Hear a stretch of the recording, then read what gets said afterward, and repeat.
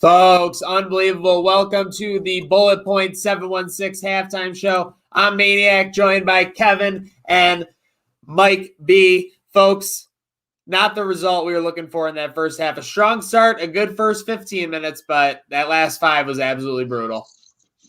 They just can't put together 20 minutes, guys. That's what it comes down to. It's a rocky way to finish a half. That's the way actually they've been finishing games. 16-2 run? Do I have that right? 16-2 run? They scored 18 points in the last 446. So 18-2 run? Is that what you got? 18-4 overall over the last 5 minutes. But yeah. I mean, that's just egregiously bad. There's no other way to put it. Segu was my key to the game, and you asked earlier. He's off. He's taking horrible shots in this game, and going 3 for 9 isn't going to. The offense isn't running through you when you're taking upwards of quantity shots like 9 and missing 6 of them, shooting 1 for 5 from 3 as a team. They're rebounding the ball well. That's their one advantage. Plus 12, but down 8 is I've never seen something like that being that advantageous in the rebounding category, and being down 8 points is shocking to me. They're not calling fouls, which should favor UB. And it hasn't to this point. But the way they finished is absolutely it's terrible. Toledo's not turning the ball over. There's not much that can be said when you're not playing defense. I mean, Jonathan Williams is an absolute defensive liability. I'll put that out there to anybody who asks me. I have screen shares. I have receipts. He's an awful defender, Mike. Yeah, the defense fell apart in the last 5-6 minutes of the half. Yeah, there's 3 key stats that really go on right now in this game. You look at Toledo's 3-point shooting. They're 7 of 13. UB's 1 of 5. That's the one big difference. Turnovers, UB has 7. Toledo has 2. That's the second big difference. UB was getting away with some sloppy play early in the first half, and then they started giving Toledo some freebies, and that's going to put them in a hole. And then number 3, you look at the rebounding advantage that UB has right now. It's amazing that they're down 8, but the truth is, despite having double-digit offensive boards in the first half, UB really didn't get a lot of putbacks after that. They were still failing to convert on a lot of those second-chance opportunities. So really, you look at a game where Toledo was a little out of sync early with their offense. Once they started hitting shots, though, and UB started putting up some of their ugly shots, that's really when you saw the game swing. And UB's lucky that halftime was so soon, because that 16-2 run really could have gotten a lot worse if there was a few more minutes left in the first half. No doubt about it. It seemed like UB, for a lack of a better term, really had the wind out of their sails for those last 3 to 4 minutes, allowing 4 Toledo 3-point shots. And again, like we said, 18 points allowed in those last 5 minutes after a pretty, it was sloppy, but a decent start to the game for sure. So here's the challenge, guys. I think that honestly, if I'm UB and I'm Weitzel, I'm trying to get this and we know, Kevin, that they've had a number of runs out of the half recently in their last 4 to 6 games. So no need to panic yet if you're a UB fan. Just obviously not an ideal end of the half. Do you want to push the offense and try and get the team to run the floor when you risk kind of negating that rebounding advantage that you have? Is it about getting the offense in rhythm? What are we looking to do in the second half to kind of get effective on the offensive side of the ball against Toledo? Yeah, it's all about making adjustments, something that they can sometimes fail to do, especially late in games. They're not making adjustments based on what they've learned throughout the game. So I think in this specific case, they need to use the rebounding to their advantage. They clearly had a game in mind to play down low. That seems to be where they're at until they started getting anxious and started shooting threes late in the half.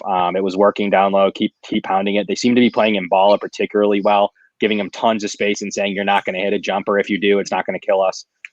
So they need to keep getting it down low to Mballa. It comes down to shot selection. I need Segu to be aggressive, but not take those shots. He's throwing the ball away.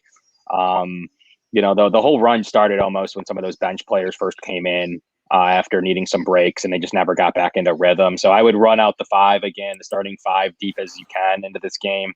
Limited substitutions. It only gets you out of sync and cause them to come back in it. But the way that half completed, it's rough. So they need to get off. If they don't get off to that fast start that we're used to, like Mike said, it could get bad in a hurry. So they need to stay aggressive, They need to play better offense. Defensively, they fell apart. I mean, yes, they made a lot of threes, guys, but they weren't playing perimeter defense as the statistics would tell you. So, they're missing on shifts and ball screens and switches.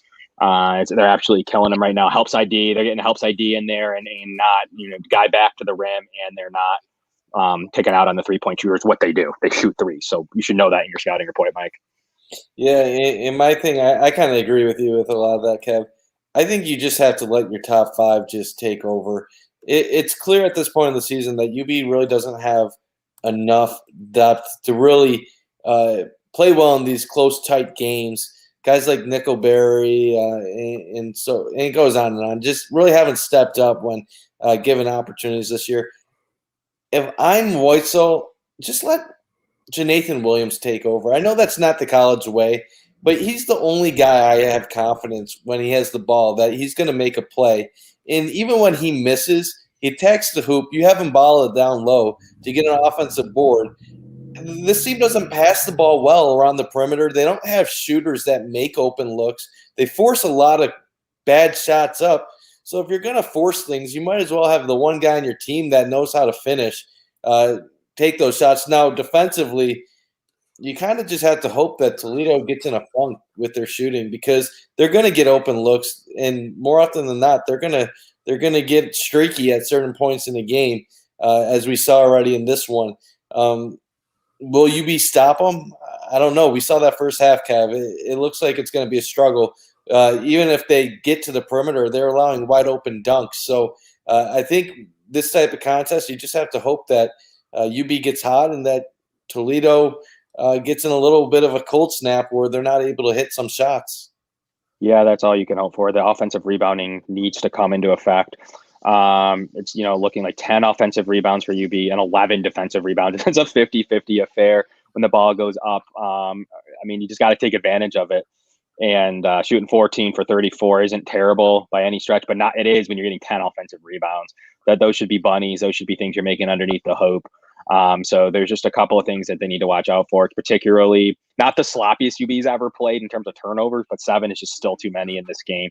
And the limited fouls that are being called, I would still think plays a role in this because Toledo's a really good free throw shooting team. They've only shot 2 in this game so far. If that continues, that's advantage UB. So, I mean, at least in that department, they got to keep what they're doing on the rebounding. They got to keep what they're doing underneath the rim, and they got to keep what they're doing in terms of not fouling them. But, they've got to play better perimeter defense. It's not luck you shoot 7 for 13. Can you make a couple lucky threes? Sure.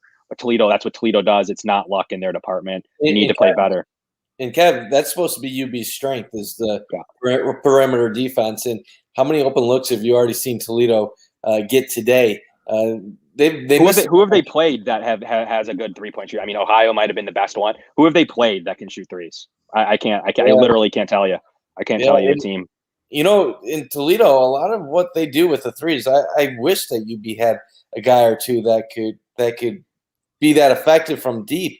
I think that's a big reason why this UB team is so inconsistent is that they really don't have shooters or that one guy that you can pass it to in the corner and that he's going to knock it down 40% of the time when he's open.